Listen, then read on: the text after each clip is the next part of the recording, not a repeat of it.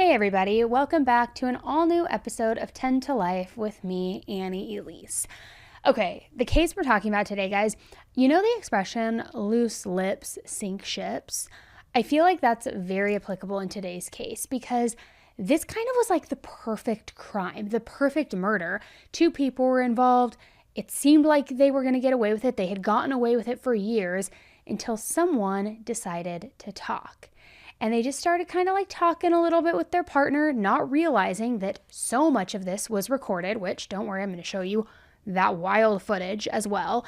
But they probably would have gotten away with this if it weren't for this one person who was involved just, what's the expression? Not like flapping your lips. What is it? Is that it? Maybe that is it. I don't know. But you know what I mean? Like, could have got away with it. Coulda, shoulda, woulda, but too bad you didn't. So we're going to go through all of it. There is some wild footage I want to share with you, and let's jump right in.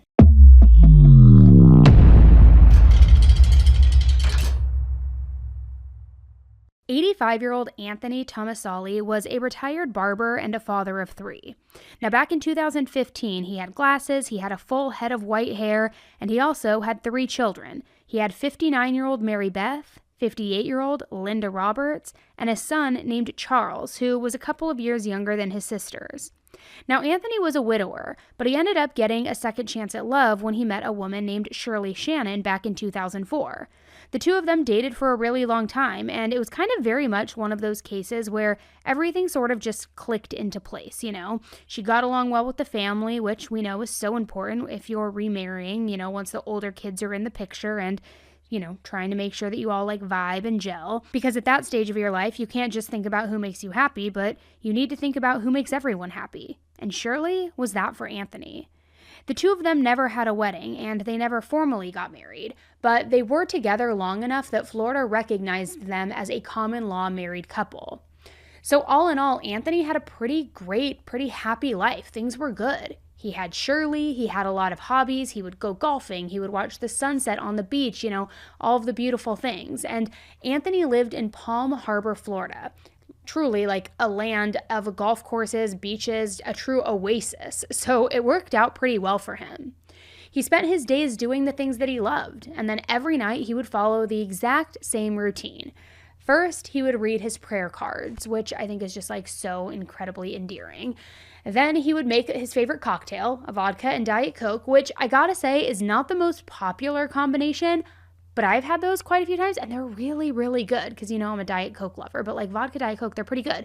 But he would have one just to like unwind before bed. But sadly, in the early spring of 2015, Anthony's life got a little bit smaller and a little bit darker because the love of his life, Shirley, passed away. And you see this a lot when someone loses their spouse or their long-term partner, right? Like their health starts to then take a turn for the worse as well once they're gone, kind of like The Notebook. And the same happened with him. In particular, he began experiencing some cognitive decline, and it's kind of started off small where he wasn't able to remember things, not being able to think as clearly as he used to, but it was more of like a smaller scale, not anything too drastic. Now, the worst part was that with Shirley gone, there was now nobody living at home with him, nobody to take care of him now that his situation was starting to get pretty bad. But he did have the next best thing. He had his two daughters, Mary Beth and Linda, and they would check in on him regularly. They would make sure that he was okay. And in doing so, it really didn't take much time at all for them to start to notice Anthony's problems during these check-ins. It was very obvious that he was getting confused and he was forgetful. So this meant that Mary Beth and Linda needed to make a tough decision, whether or not to put him into a nursing home or figure out some type of other care solution. That way, though, in a nursing home, he would have a lot of caretakers. He would have a lot of doctors around. If he ever got sick or got hurt, there would be somebody around 24/7 to help get him the care that he needed. The two of them couldn't give him that kind of attention, but professionals could. The problem was with that is when Mary Beth and Linda told Anthony their plan, he didn't like it. In fact, he told them that he absolutely refused to go to any kind of assisted living facility. And it sounds to me like maybe he didn't realize how bad his health was and how bad things were getting. I mean, maybe he was in denial. Maybe he was just stubborn and didn't want to leave his home. I will just share personally, my dad was the same way towards the end. We wanted so desperately to get him into an assisted living care facility, and he lived in a different state by himself, and he refused. He wouldn't. We even then tried to get him to move back to California and be with us and be nearby, and he just wouldn't. So, like, I think that there's an option here of either Anthony being in denial, not realizing things were so bad and kind of being like, I'm fine, leave me alone.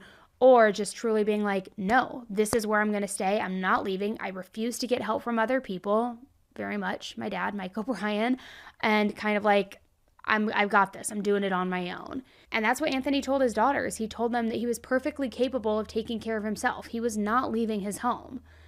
But Linda and Mary Beth didn't let up. And it didn't take long for everyone to get into a situation where they just couldn't get along at all. I mean, there was constant arguing. Linda and Mary Beth weren't willing to compromise or back down, but neither was their dad, Anthony. So all that was left to really do was fight. And I know sometimes when you're mad at someone and not getting along, the best thing to do is just, take a step back, cool off, give everyone a chance to cool down. But that really wasn't an option in this case, because the two women still went to their father's house every single day. They knew that he couldn't be left alone for much longer than that, and that they needed to constantly be checking in. So angry or not, they just kept heading over to the house. Then, while they were at Anthony's house, it was inevitable that they would just have another argument. This was also happening every day, and it just didn't seem like there was an end in sight. But on the morning of March 6th, 2015, Linda and Mary Beth woke up early in the morning after spending the night at their dad's house. But when they woke up, that's when they found Anthony lying on his couch unresponsive. So Linda called 911 to let them know what she and Mary Beth had discovered, and she told them they had tried to revive him. They tried to do CPR, but nothing was working. And then after the first responders rushed to the home, they also just saw Anthony right there lying on the couch. Linda was doing chest compressions on him, and so much so, so desperate trying to save him that they had to pull her off of him. And the paramedics then stepped in and did what they could, trying to save his life, but none of it worked. Anthony had unfortunately already passed away. The good news in all of this was that it looked like he died peacefully. He was lying on the couch. His eyes were closed. It looked like he had just fallen asleep and then, hadn't woken up. There were no signs that he was in pain and definitely no signs that he had suffered. So it made sense that this was due to natural causes, and that's what the death was ruled as, especially given the fact that he was 85 years old and had, a lot of health problems, a whole host of health problems. But still, it was a lot for the family to process. Even when you know that a death is coming and you have time to prepare for it, it can feel very different once it happens. And it's almost like the reality sets in that moment, even though you feel as though you've had time to prepare for it. And again, I'm just going to draw on my own experience here. Many of you guys know my dad ended up passing away this last November, and he was put into hospice for a few weeks, and we knew what was coming. We knew what was happening, and we knew that it was end of life, but still, that moment that it happened, nothing prepares you for that. Nothing does. Even now, the aftermath of grieving and trying to cope with it and have those memories set in, nothing prepares you for that. And sorry, I didn't mean to make this about me and and go down that road. It's just, I can't help but see the parallels in this case. Two sisters, me and my sister, we have our brother, and it's just very similar. Now, one thing that made this especially difficult for the girls was the fact that Shirley had only passed away a few weeks before Anthony. So Mary Beth and Linda were not only grieving her, this woman who they had known, for so long over the years and kind of even viewed as a stepmom, but now at the same time, they were also grieving their dad. The only silver lining in all of this was that Anthony wasn't in pain anymore. There was no more fighting about the retirement homes, no more daily check-ins, no more arguing, no more turmoil. He was finally at peace. So they ended up selling Anthony's home, and with that sale, they made a little over $120,000. They then decided to split that money 3 ways, 1/3 for Mary Beth, 1/3 for Linda, and the remaining third for their younger brother. And then after that, it was kind of, life goes on. You grieve, you go through the motions, you plan a funeral, you do all the things. But eventually, you settle into a new sense of normal. I'm still waiting on mine. Now, for Mary Beth, who was single at 59 years old, this meant that her new normal was getting back into the dating scene. Why not? Why not? Let's go out. Let's meet new men. Let's try finding love.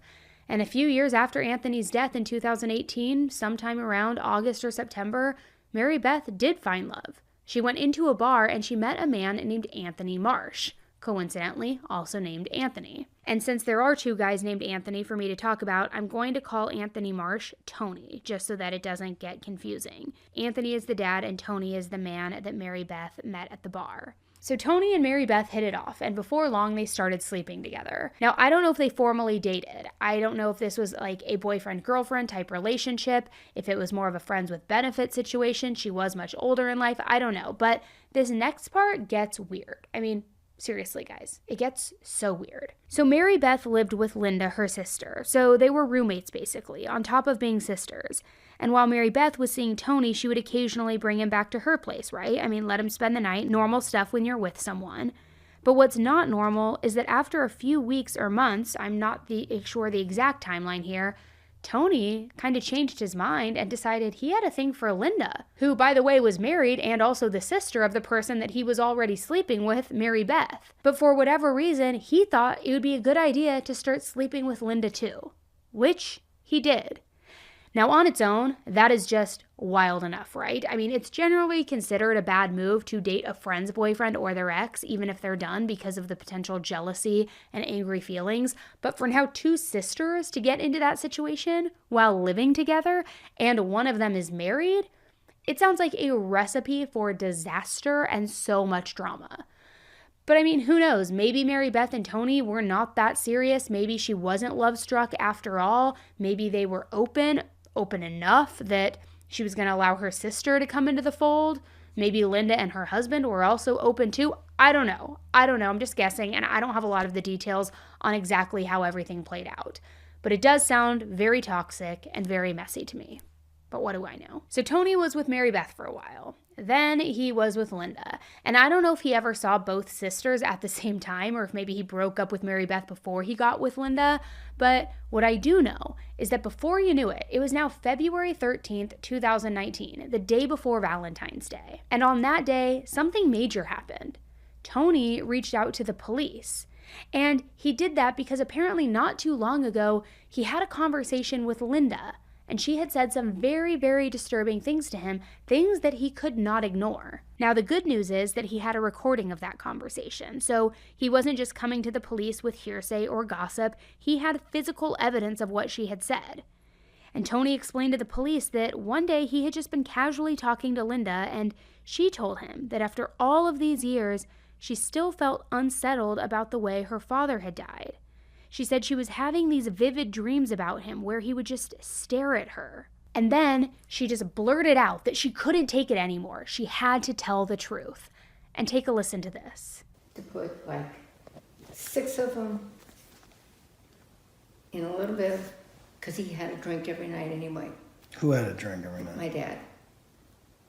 I said, just put them in a little bit of alcohol. 6, 7 of them. And stir him up, because he was waiting for a drink. A beverage, alcohol? Yeah, vodka. So, what does she do? She makes a drink this big. Mary Beth? Yes. Instead of making a little drink, she makes a big drink. Because the 7 halcyon, I think it was halcyon what he was taking, which are very strong, would have been plenty enough to just let him go to sleep and sleep peacefully. So she makes a drink this big. Well, he can't drink a drink this big. So I looked at her and I said, you fucked up. I said, so she already handed him the drink. He takes about 4 swigs of it, 5. And in about 15 minutes, his hands started shaking. He was dropping his prayers that he was saying, his holy cards. But I knew he didn't have enough in his system. Enough what? Of the halcyon. What is halcyon? Halcyon's a sleeping pill. It's strong. It's the strongest you can take. Wait a minute. Your father was taking halcyon on his own, even though he's losing his mind? No, the doctor was giving it to him. He was prescribing it to him. to your father. Yes. But your father was overusing the Halcyon. He told the doctor, I'm going to take what it takes to put me to sleep at night. And his doctor said, okay, do what you got to do? Yeah. He's basically my And then since you and Mary Beth knew that he was overtaking it, you thought that would be the way, because it wouldn't be suspected that you gave him the Halcyon because he was overdosing himself. Right. Okay. So that was your plan. So you would dissolve 7 Halcyons in alcohol. But instead of putting Right. 2 shots in a cup of vodka, she fills the whole thing up with soda and all this other stuff. Right, made like a real drink. Yeah, and she hands it to him. So he took enough to knock him for a loop, really knock him for a loop. But this is very hard for me, Anthony. I know. I've never told anybody this. I guess not. And obviously, I would you, deny it if you ever told anybody. Why would I tell somebody? What good is it going to do? You said the body's cremated. Yes, it's cremated. Your father's cremated. We've already been through an investigation. The police. Who investigated? The police were there. The police of where? Well, so let me tell you. He lay down on the couch. Wait, this was 7 years ago? 4. 4 years ago? Yeah. You killed your father 4 years ago. Do you have to say it like that? Well, but and that's... don't just say it to me, because it was my sister too. And Mary Beth. Correct. We euthanized him. We didn't kill him. Well, euthanasia is not legal. Well, it is, because hospice does it all the time. They give you the lethal dose of morphine. I've seen it. I've done it myself. So you think that if you take it upon yourself that your father is suffering and no medical, but he was at home, he wasn't taken to the hospital, you think it's upon your... Look, I'm not trying to give you a hard time, but did you really think it was upon yourself to decide whether he should be euthanized? I mean, they arrested that Jack Kevorkian guy. He didn't want to go to the place that this beautiful place that he was going to go live in. Have his own little apartment. He didn't want to go. He didn't want. He refused to go. But you told me, I asked you in the beginning of this if he asked for euthanasia, and you said no. I know. It's a lot, okay? But there's more. Don't worry. Now, before I play the next clip, I do want to jump in and highlight how wild all of this is. I mean, how this woman would just sit down with her boyfriend or her F-buddy or whatever he was and just casually admit to killing her own father. And the way she kept talking about it, it was almost like she was talking about euthanasia. Like what she was doing was no different from when doctors assist their patients with end-of-life needs or pets or things like that. But of course, as we know, it was very different. I mean, first of all, because Anthony never consented. She said as much in the clip. I mean, there's a huge difference between murder and assisted end-of-life. And the biggest difference is about whether that dying person has a say in it or not. And again, sorry, not to draw on my own experience here, but, and again, I'm not going to go into a ton of detail, but without going into all of it, I will tell you this. So my dad had a very, very specific healthcare order or directive in his healthcare of, I do not want life-sustaining measures. I do not want feeding tubes, artificial intervention, nothing like that. And my dad was also very much of the mindset of end of life on your own terms, not in a depressed way, but I don't want to suffer. If I don't have my mind, my body, I want to go. And we didn't do end of life, but ultimately, because he didn't want a feeding tube, that's what led to that and all of these things. But anyway, my point is, when all this was happening with our father, we did start researching end of life and different methods and how could we make sure that he's not suffering and that we can abide by his wishes. And one of the biggest things with end of life in the states where it is legal, assisted end of life, is that they have to be, not only do they have to consent and acknowledge it, they have to be of sound mind. They have to be coherent. They have to be acknowledging it, so much so that in many situations, if not all, they have to actually administer that drug themselves to be fully cognizant, fully aware of what's going on. So it's not even in our situation, it's not we know our father wouldn't want to live like this. He couldn't remember who we were most of the times. He didn't have control of his body. Again, I won't go into all of the details, but we knew he didn't want to live like that. And so we were what can we do? And we couldn't even intervene that way, even if we wanted to, if he wanted to. We had to, just kind of let it play out. And then, unfortunately, he lost the ability to swallow. He didn't want the feeding tube. That was in his directive. So it ended the way it ended. But the whole reason of why I'm saying all of that is because even if you think you're helping someone, they have to be fully aware of it, so much so that they're either administering the drug, they're signing it off, they're consenting, and Anthony was not. Not to mention, when a doctor does step in and help someone along toward the end, they're doing that as a medical professional, someone who understands the dosages, the drugs, how to make it peaceful and painless. And you heard what Linda said in that video. Anthony didn't take enough of this to even die. He didn't have the peaceful death that he deserved. Now, in spite of all of that, she just kept trying to justify what she had done. He may have 2 months left to live. But there's been miracles in the past. Okay, so what do you want me to do now? Go confess to the police? I didn't say to do that. Only you know what will set you free. Nothing will set me free.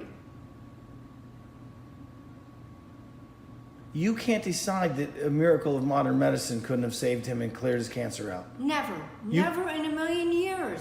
You can't decide that. The doctor said it. He told me Fuck the doctor. Father's dying. But he's not dead. You can't end his life.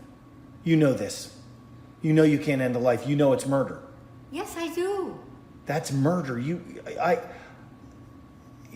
look at you, little innocent you, and you've actually murdered a person in this world, and your own father to boot. I've never murdered a person, and I'm dangerous. I'm a dangerous individual. People start fights with me, and I don't just wrestle with them. I pound them into oblivion, and I've never murdered anybody. I can't believe it. I've even wanted to in the past. I've even So thought... then why do you think now what are you going to do? What do you mean? That I've told you. I can't believe that you murdered. Not me. Me and my sister. I can't believe that Don't either... put it just on me. We made the decision together as a pact. She's a dumbass. You're the ringleader. You know that. The first person to think, let's just euthanize him, was you. You know that. And she agreed. No, it really wasn't. And she agreed. No, that's not true. Oh, you both said it at the same time. You went Actually, 1, we 2, did. 3, let's euthanize. We both decided at the same time because actually, you don't know my sister. My sister has a temper 10 times worse than I do.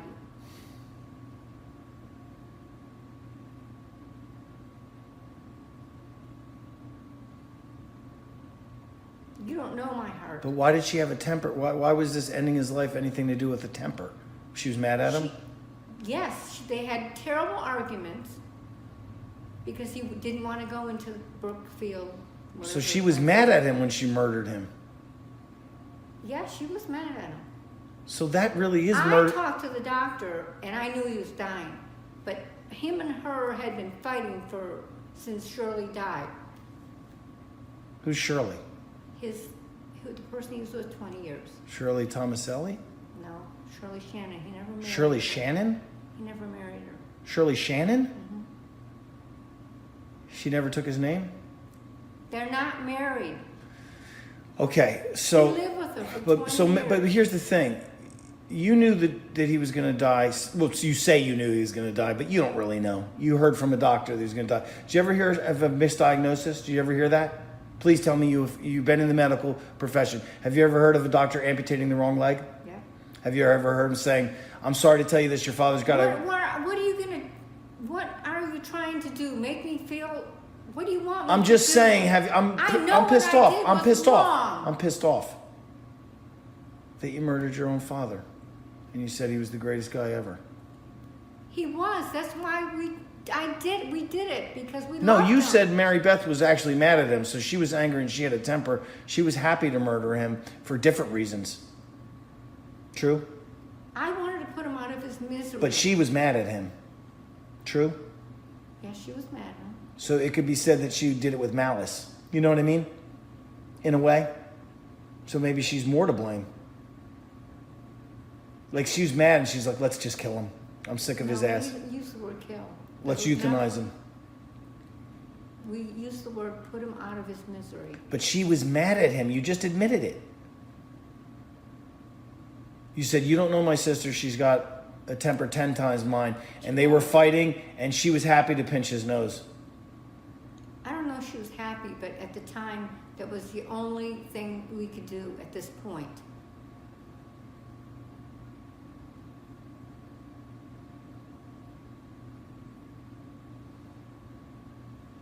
See, you don't know if this ever got out and my family found out. I'm not telling your family.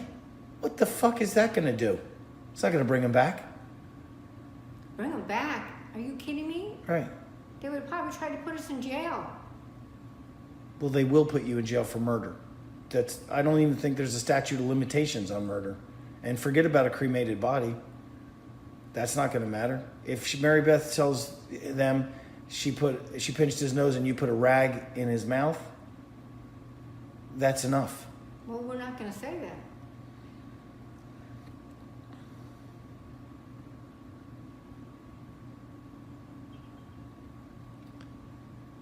So now you can hate me even more. I don't hate you. I pity you. Now, I have to just say, it's crazy to me how open Linda was, how many details she was sharing, and also that she didn't catch on to the fact that she was being recorded. It's truly shocking. I mean, Tony was asking some very detailed questions, but she just kind of like kept singing like a canary, loose lips, just kept going.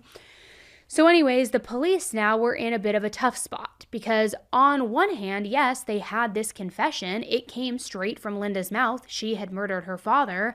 But on the other hand, he had been dead for almost 4 entire years at this point. He also had been cremated. So there was no way to go back and do an autopsy and confirm what Linda had said in that video. So literally, the only evidence that the police and the investigators had against Mary Beth and Linda was this confession. And it is so wild to me that if Linda had just kind of kept her mouth shut and not said anything, she might have gotten away with the entire murder. But instead, on the anniversary of Anthony's death, March 5th, 2019, the police arrested both Mary Beth and Linda. And I say that it's the anniversary of his death because even though his body wasn't found until the morning of the 6th, the detectives believed that he did die the night before on the 5th. Now, since they still didn't have a lot of hard evidence, the police decided they needed to sit down both sisters for an interrogation. And of course, Linda had no idea that Tony had recorded her or told the investigators what she had done. So when they asked her for a statement, she told a very different story from what she had told Tony. She yelled to me, "Something's wrong. Dad is not responding to me." So I went over there and I checked for a pulse. I felt a pulse, but wasn't thinking my father had a pacemaker in, so of course he's going to have a pulse. But in that instance, you're not even thinking. So I called Dr. Mazer on the phone, and I said, my dad something's wrong, he's not breathing. In the meantime, I told my sister to call 911. So she called 911, they came, and I was doing CPR on him. And they came in and they said, I don't remember the exact words, but they said, "You need to get off your father now, we're going to continue." And I said, "Continue CPR on him, please." So anyway, they kind of lifted me off, put me on a chair and said, "You have to sit and you have to be quiet, we're going to work on your father." So they rolled him over, and Is he on the couch or on the floor at this point?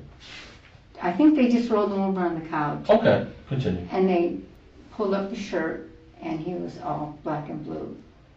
So when you're deceased, your blood, obviously, it's not circulating. But he still had the pulse going, but that was the pacemaker making the pulse work. Right. So they get all his pills out of the cabinet that he takes, and they said he was short on his sleeping pills. So I said, well, I took him to the doctor several times, to Dr. Zion, and my father was very insistent that he was going to take 2 sleeping pills a night. And he told Dr. Zion that. And Dr. Zion looked at me and he said, well, that's really not the prescribed dose.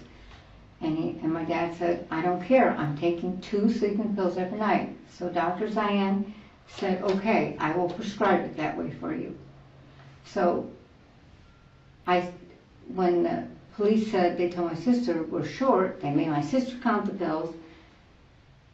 I said, just call Dr. Zion, you'll straighten the whole thing out, because it's noted in his computer that he was taking 2 pills a night. So they then put him on the floor, and they called the cremation place for my dad, had everything set up. Right. And they came out, put a flag on him, because he's a veteran, and took him. Mm-hmm. Okay. That's it. That's it? Did he get, what happened? Is he buried somewhere or? Is my dad buried somewhere? Yeah, where? He's interned at Sylvan. Suitability. Yeah, Okay. You said you have kids, right? one daughter. One daughter. What do you usually, people make mistakes, and I get that, okay?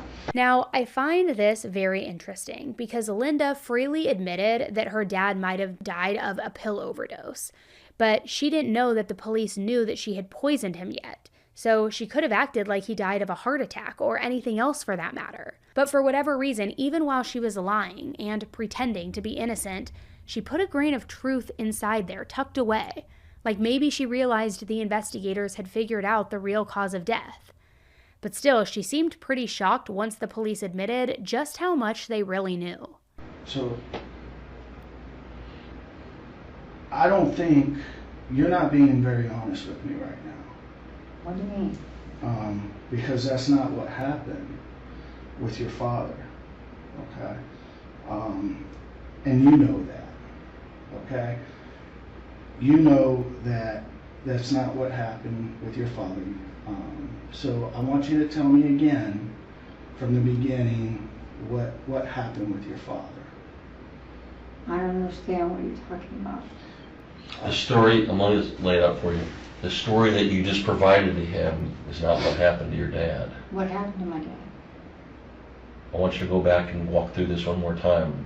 You need to pay attention to what's going on here, okay? What you said happened to your dad is not what happened to your dad. You understand what I'm trying to tell you? Not especially. What has changed that didn't happen to my father? Okay. So this is what I want you to think about it real hard right now, okay? Because your father, that's not exactly how it happened, okay? And you know that, okay? So I'm going to give you, because when I'm asking you questions, I already know the answer to it, okay? And right now, I get it. You're nervous, you're keeping this in, and you're going with the same story that you had told the other officer when they originally came, but that's not what happened. We've been doing an investigation, and that's not what happened, and you know that's not what happened. We're paying you the compliment of being upfront with you. You need to pay us the same compliment and tell us what actually happened. Who is giving you information, other information? Ma'am, I want to hear from you, okay? And I want to talk to you about it, okay? So, I know what happened, and I'm giving you the opportunity right now to talk to us and tell us your side of the story. Eventually, though, Linda apparently figured out that Tony must have come forward to the police with that information. But again, she had no idea that he filmed the whole thing. So she tried to save face and say that Tony had a criminal background, and because of that, he just should not be trusted. But you see this time and time again, right? And I know I've seen this so many times play out, but someone always plays innocent. They come into an interrogation acting like they never did anything wrong, but eventually they break. They can't keep up the lies any longer. So Linda told the police that she and her sister did kill their dad. But Linda tried to make it sound like Mary Beth was more to blame than she was in all of this. And it was kind of just like what she had said in that video that Tony recorded, because according to Linda, Mary Beth and Anthony were fighting a lot before his death. And yes, everyone was fighting, but it was especially bad between him and Mary Beth. So it sort of sounded like Linda was trying to plant the idea that Mary Beth was the one with more motive in all of this, and maybe she thought that she would get off easier that way. I don't know. But what Linda didn't realize, or maybe she did realize but didn't think through the implications, was that while her interrogation was going on, the police were also questioning her sister Mary Beth. And she, of course, had a very different story about who was at fault. She said that if we were to do this, when my dad had a drink that evening, on that Thursday evening, that we would put, she thought, I think 15 of his sleeping pills, and I don't remember if they were capsules, honestly, or if they were tablets, put it in his drink, and he would make a big drink. What was that? What kind of alcohol would that be? Vodka and Coca-Cola. Okay. Okay. I believe. You would drink this every night? He would drink 2 or 3 every Two or night. 3 a night, okay. And most nights he could hardly walk, and he was always falling Okay. in the bed, falling, getting out, going into the bathroom. And she said we would put the sleeping pill in his drink. when he asked for it about 9 or 10 o'clock. I can't remember about Oh, what that's time. fine. First I would take him for a ride to the beach. He would want to go to Clearwater Beach every night. He had restless legs too. And I would drive him. Sometimes we'd get to Sunset Point and then we'd turn around. Sometimes we'd get all the way to the beach and turn around. Okay. That was our nightly ritual. Okay. So I came back, and I don't remember if she was with that night in the car. And when we came home, it was premeditated.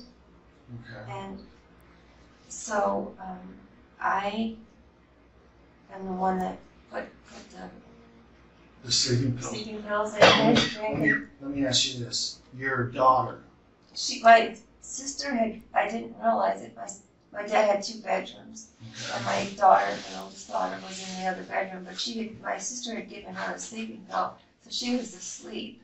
So she can sleep through, so this. Right, and her door was closed. So she did not know any of this was going on as far as you know? No, Okay. sir. But you didn't know this at the time, but she told you subsequently that she gave her a sleeping pill? Oh, yeah, she Okay. did tell me that All right. she gave her a sleeping pill. Or? Okay, Yeah, go ahead. So- excuse me. Okay, you're fine. So, And so so you, I don't know a lot about those medications. I didn't realize that, that she thought it was going to be a small glass, a drink, So but you- I made him his regular one. regular one. So her calculation was off. Okay. So then what happened? Did you give him where was So he at? he was sitting on the couch, Okay. and he usually had his nightly prayers. Always, he said his That's a nightly ritual that you would do. Okay. What do you have, like little prayer cards? yeah, his prayer cards. Some of them were in Italian, some were in English. And he would Okay. say them every night. Okay, so then go on. So he did that, and we gave him his drink. And with her calculations, he would have passed away calmly. Okay. Yes, was it the hardest thing I ever did? Yes. Okay. However, the portion of the drink opposed to the medication The ratio. Okay. didn't work. Okay. Okay, so the glass dropped. It affected him, but it didn't pass away. So what did he do? So he was kind of struggling around.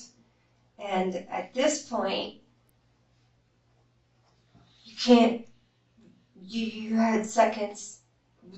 After this wasn't planned. After this, what to do next. Okay.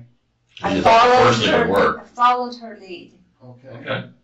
And so she said, okay, now we had to be quiet.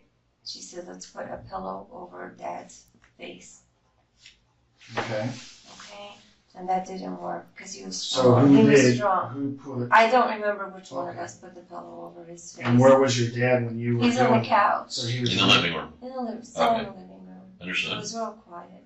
Okay. I didn't know what, there wasn't any, no, I'm not smiling. I understand. And that wasn't working because he was very strong and he was pushing it off. And so she said, okay, the next thing we'll have to do is we have to get a washcloth and put it in his mouth, and Willie's going to have to hold his nose, and Hold his we arms. had to finish what we had started. Okay.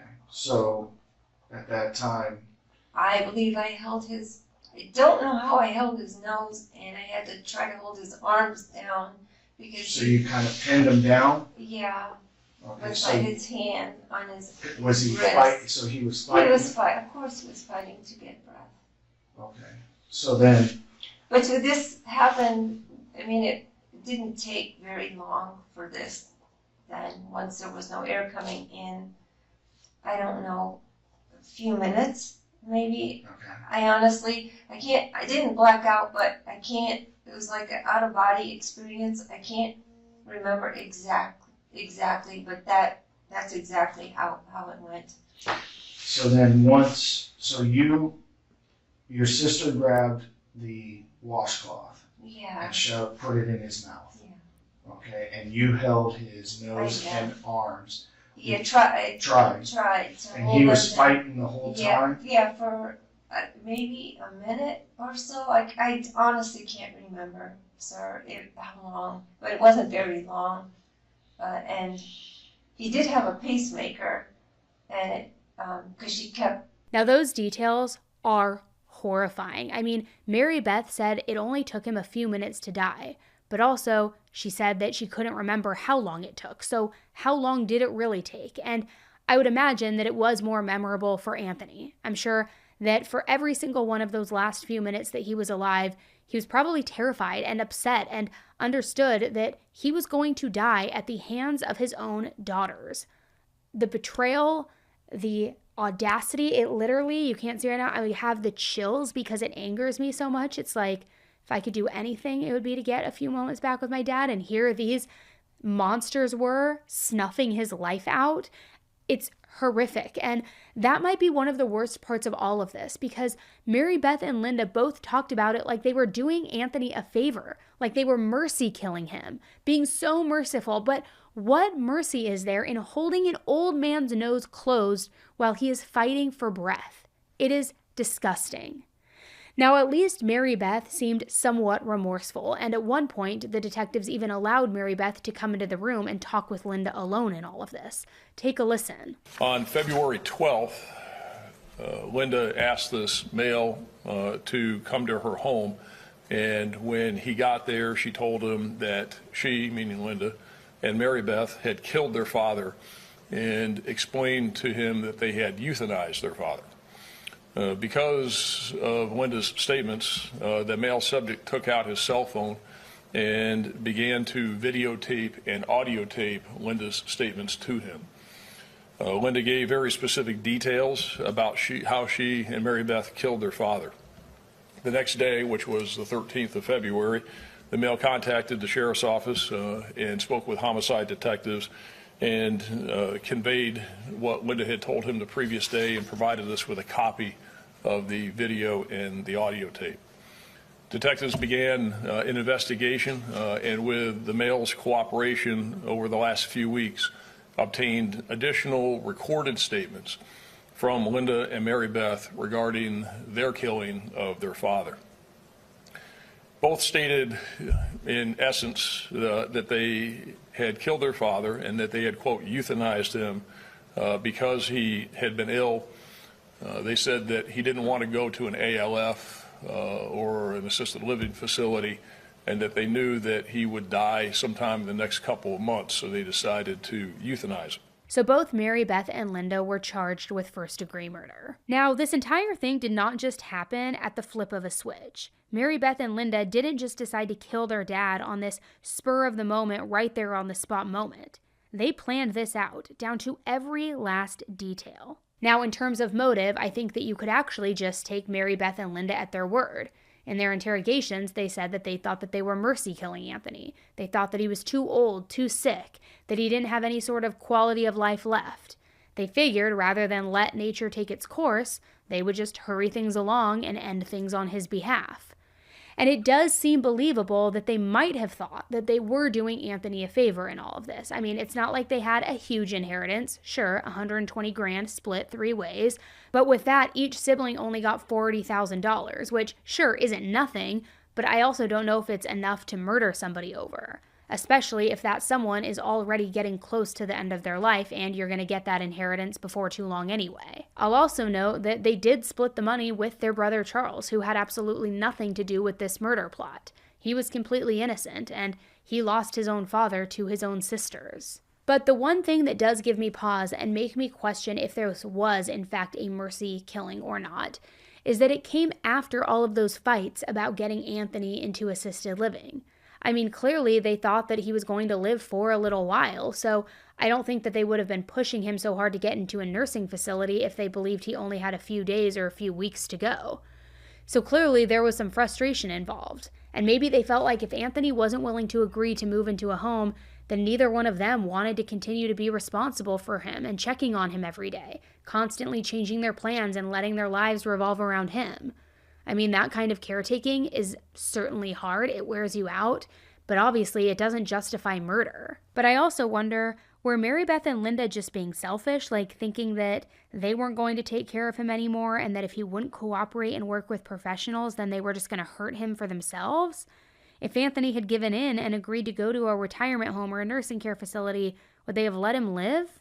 Maybe for months or even years longer? Now that's just speculation, but the point is, I don't think that they were necessarily intending to hurt him for money or for the thrill of it or for any of the reasons that you traditionally see a lot of the time. I do think that it was just about him not being in very good health and his daughters deciding to take matters into their own hands. And what's kind of eerie, at least to me, is that on Anthony's last day, they actually tried to give him a nice evening, sort of like they wanted him to go out on a high note. See, since Anthony loved sunsets on the beach so much, they even went out to the ocean and spent some time there. Now that night, Mary Beth's daughter was actually staying over at Anthony's house, and she didn't have anything to do with the murder, but she was at the house, and she had no idea what her mom and her aunt had planned. In fact, Mary Beth and Linda didn't even want the daughter to know. They didn't want her to be a part of this at all, and maybe they were even worried that if she did know, she would try to stop them, or she would report what they had done to the police.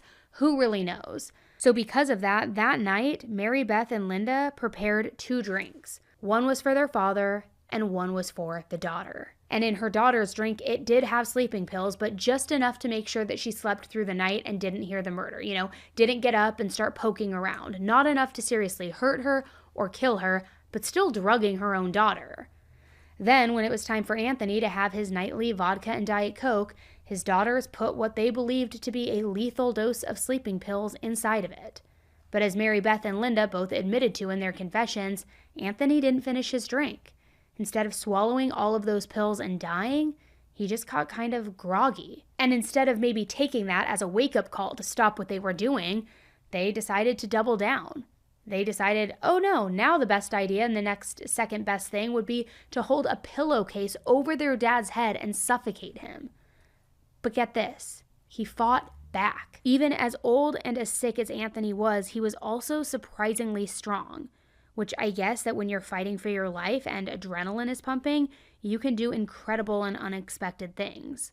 So from there, Mary Beth and Linda decided to move to Plan C, and that is when they stuffed a washcloth down his throat so that he couldn't breathe through his mouth. Then one of them pinched his nose shut. They held him that way, not letting him get a single breath until he ultimately died. Then the next morning, they staged everything perfectly. The 2 of them showed up in the morning like they were there just checking on their dad and everything was normal. They pretended to find him on the couch, then called 911. And that was when Linda began doing chest compressions. Now, of course, she already knew that Anthony was long dead, but at least this way she would look like she was desperately trying to save his life when the paramedics arrived. I mean, they did everything perfectly, coming across like the devoted, loving daughters that the first responders thought that they were. But now that the evidence was out there, the truth was undeniable. So Linda and Mary Beth both pleaded guilty. Mary Beth took a plea deal where she agreed to testify against Linda, which was something that didn't end up happening since Linda also pleaded guilty and didn't have a trial. In 2021, Linda was sentenced to 20 years in prison while Mary Beth got 15 years thanks to her agreement to testify against Linda. And I gotta say, it's kind of ironic when you think about it because Linda turned on Mary Beth in the interrogation room and then Mary Beth turned on her afterward. I don't know if I would call it karma necessarily. Maybe it was a case of like, I don't know, I'm going to get you back, but who knows? Still, it is so tragic to me that these women robbed their father of his right to a peaceful and gentle death. His last minutes were full of fear and pain as his daughters, who he loved, literally choked him to death. And I can't help but wonder how they felt about it afterward. You know, if the thought of him thrashing around and fighting back drove home the fact that this wasn't the mercy killing that they thought that it was going to be or claimed it would be. I know that Linda tried to make it sound like what they were doing was no different from when people get euthanasia, but it is different. Doctors who help people die in that way are professionals. They are experts. They know how to make it gentle and painless. What Linda and Mary Beth did, it was just cruel. And cases like this are always extra shocking to me because Anthony wasn't killed by a random person off the street. He wasn't scammed by a con artist. He wasn't killed by a significant other who was violent or after his money. He was killed by his own flesh and blood. Anthony raised his killers, and everyone who knew him thought he did a great job of raising them and was a good person at heart. So it's beyond sad that his own daughters took matters into their own hands, no matter what their actual motives were. There's no excuse. There is some controversy I've seen out there, though, saying that they were just trying to do assisted end of life, but I don't believe it. I don't believe it. Like, I get it. When older people are at the end of their life, it is a lot to take care of them and be a full-time caretaker, certainly. But it does not warrant this. Absolutely not. So I am so happy that she just got cocky enough or whatever the feeling was to start talking and start yapping to where then these women monsters were able to be held accountable. Because had she not confided in Tony and told him what happened and him smart enough to get it on tape and record her, who knows if they ever would have been caught. I would guess probably not. They probably would have gotten away with it forever. And I'm really glad that that didn't happen. So thank you guys so much today for tuning in and hearing Anthony's story. And until the next one, stay safe. Bye.